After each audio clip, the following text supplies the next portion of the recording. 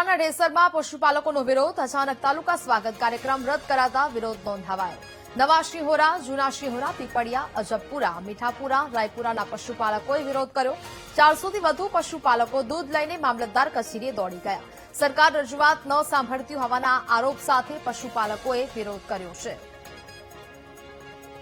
માંજલપુર વિધાનસભા પેટા ચૂંટણી આચાર સંહિતા અન્વયે જુલાઈ માસમાં યોજાનાર તાલુકા જિલ્લા સ્વાગત કાર્યક્રમ મોકૂફ રાખવાનું જણાવેલું છે, જેના કારણે આજનો કાર્યક્રમ રાખવામાં આવ્યો નથી. આજ તાલુકા સ્વાગત કાર્યક્રમ જ નથી, એટલે એ બાબતે હું અને આ નીતિ વિષયક છે, એટલે જિલ્લા રજિસ્ટ્રાર સાહેબની સાથે ચર્ચા કર્યા અનુસાર કે આ નીતિ વિષયક નિર્ણય છે અને એ બાબતનું નક્કી કરવાનું કામ ઉપલી કચેરીનું છે.